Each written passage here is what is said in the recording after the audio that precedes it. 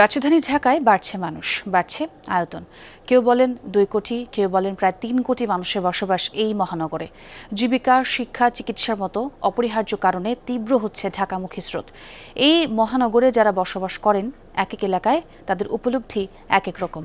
কোথাও চুরি ছিনতাই, কোথাও কিশোর গ্যাংয়ের উৎপাত, কোথাও পানি বা গ্যাসের সংকট, কোথাও গিঞ্জি, যানজট কিংবা চাঁদাবাজি। মহানগরের বিভিন্ন প্রাপ্তের ছোট বড় সংকট ও জীবনযাত্রা নিয়ে ধারাবাহিকভাবে আমরা তুলে ধরব কেমন আছি ঢাকায়। প্রথম দিনে থাকছে মিরপুরের কিশোর গ্যাং আর মাদকের বিষাক্ত ছোবল নিয়ে রিপোর্ট। তানভীর মিজানের ক্যামেরায় সহকর্মী সুমাইয়া ঐশী তুলে এনেছেন পল্লবীর আশিক গ্যাংয়ের দৌরাত্মে বাহুবলী গ্যাংয়ের অপরাধ এবং হামলা হত্যার ঘটনা।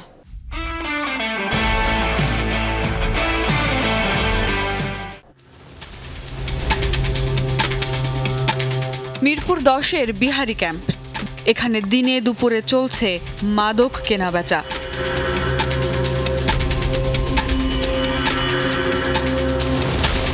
এই মাদক ব্যবসা আর চাঁদাবাজি ঘিরেই মিরপুরে গড়ে উঠেছে একাধিক কিশোর গ্যাং। প্রতিনিয়তই তাদের অত্যাচারে আতঙ্কে থাকেন স্থানীয়রা। গত 11 এপ্রিল এমনই এক কিশোর গ্যাংয়ের হামলায় গুরুতর অবস্থায় চলে যান রিকশা চালক শামীম। তার পরিবার জানায়, বাহুবলী গ্যাংয়ের দৌরাত্মে প্রতিনিয়ত প্রাণনাশের ঝুঁকি নিয়ে চলতে হচ্ছে তাদের। 2000 টাকা উনি চাইছিল, টাকা দেওয়া হয়নি, তার জন্য বাহুবলী মাছ খাদ্যটা নিতে লাগছে আর কি নিতে লাগে গেছে। নাশ ফুরফুসি নাশ আছে, ওইটা কেটে গেছে পুরো। শামীমকে নিয়ে এই সাক্ষাৎকার ধারণের 2 দিন পর হাসপাতালে মারা যান তিনি।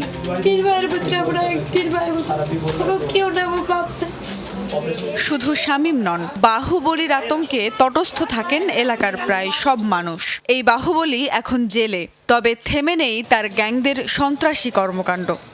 এখানে ছুরি ঢুকাই দিয়েছে, আবার দ্বিতীয়বার এই ছেলে 3 বার আঘাত করলো। আর 3 দিন আগে বড় রান্দাও নিয়ে 6টার দিকে নিয়ে আইছিল। নিয়ে যাইতেছে, মামলাও দিতেছে না, কিছু না, 2 মাসের মামলা দিতেছে, আবার আয়া পড়তেছে, আবার এরকম বাজি। আমরা তো ভুক্তভোগী আছে, এখন সমাজ ধ্বংস হচ্ছে কাদের? আমাদের সন্তানরা নষ্ট হচ্ছে। মিরপুর প্যারিস রোড সংলগ্ন উত্তর সিটি কর্পোরেশনের পরিত্যক্ত এই মার্কেট ভবনটি হয়ে উঠেছে কিশোর গ্যাং সদস্যদের আস্তানা। দিনের আলোতেও দেখা যায় নেশার আখড়া। চলতি বছরের জানুয়ারিতে একজন মোবাইল ব্যবসায়ীকে হত্যা করা হয় এই ভবনে এবং তারপর তার মরদেহ ফেলে দেওয়া হয় এই ভাঙা অংশ দিয়ে। এরকম আরও অসংখ্য হত্যা, মাদক এবং ছিনতাইয়ের ঘটনার এক অভয়ারণ্য হয়ে উঠেছে সিটি কর্পোরেশনের এই পরিত্যক্ত ভবনটিতে, যেখানে স্থানীয়রাও দিনে দুপুরে আসতে রীতিমতো শঙ্কিত হন।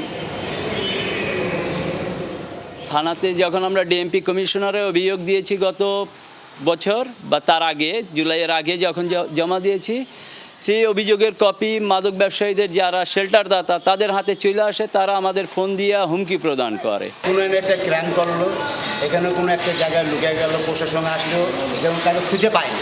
এখানে বিশাল অনেকগুলো রুম আছে। যখন এটা আপনার অ্যাকচুয়ালি পরিত্যক্ত হয়, তখন থেকে পর্যন্ত প্রায় 12টা মার্ডার হয়েছে, যেটা আইনের কাছে আমাদের লিখিত আছে।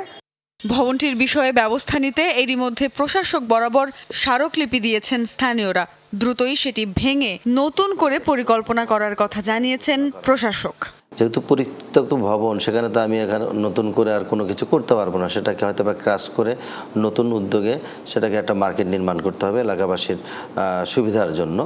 তো আমরা এটা নিয়ে অলরেডি শাহালি মার্কেট এবং প্যারিস যে মার্কেটটা আছে এটা নিয়ে কাজ করছি। অত দ্রুত সময়ের মধ্যে হয়তো একটা সিদ্ধান্ত নিয়ে সেটাকে আমরা একটা ব্যবস্থা করবো আর কি। এদিকে পল্লবী কালশী এলাকায় সক্রিয় আশিক গ্যাং। যুবলীগের সাবেক নেতা খালেকুজ্জামান জীবনের ছেলে এই আশিক। তার অনুসারীরা গেল 26 এপ্রিল কুপিয়ে জখম করে ইউসুফ নামের এই ব্যক্তিকে। সিসি ক্যামেরায় স্পষ্ট বিভৎস সেই হামলা।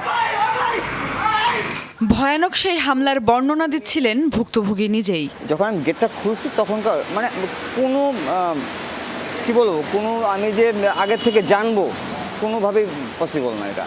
অভিযোগ, চাঁদা না দেয়ায় হামলা করে আশিকের অনুসারীরা। এ ঘটনায় 27 এপ্রিল মামলা করা হলেও ধরাছোঁয়ার বাইরে আশিক ও হামলাকারীরা। ভিতরে আসছিল 5-6 জন, আর বাহিরে আমি পরবর্তীতে মানে তখনও আমি দেখিনি বাহিরে, পরবর্তীতে ভিডিওতে দেখছি যে 3টা অটো মোটামুটি ভর্তি পোলাপান দাঁড়ায়া বৈশা সবার হাতে অস্ত্র। কালশী রোডের এই স্টিলের ব্রিজ এলাকা এখন এক আতঙ্কের নাম। সন্ধ্যার পর থেকেই এখানে নির্ভয়ে চলাচল করা অসম্ভব। যে কোনো সময় কিশোর গ্যাংয়ের ছিনতাই এবং তাদের ধারালো অস্ত্রের আঘাতে আহত হতে পারেন যে কেউ। ডিএমপির তথ্য অনুযায়ী মিরপুরে এমন ছোট বড় কিশোর গ্যাংয়ের অস্তিত্ব আছে 32টি। কোনো এক অদৃশ্য কারণে তারা চিহ্নিত হলেও গ্রেফতার করা হয় না, কিংবা গ্রেফতার করলেও কয়েকদিন পরই ছাড়া পেয়ে আবারও ত্রাসের রাজত্ব কায়েম করে মিরপুর জুড়ে।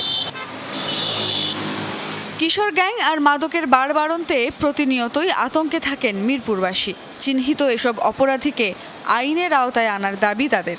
পুলিশ তো জালের মতো ছড়িয়ে থাকতে পারে না, যেখানে পুলিশের অনুপস্থিতি সেখানে অপরাধকাণ্ড ঘটতে পারে, যে কোনো শুধু মাদক না, যে কোনো অপরাধকাণ্ড ঘটে পুলিশের অনুপস্থিতি।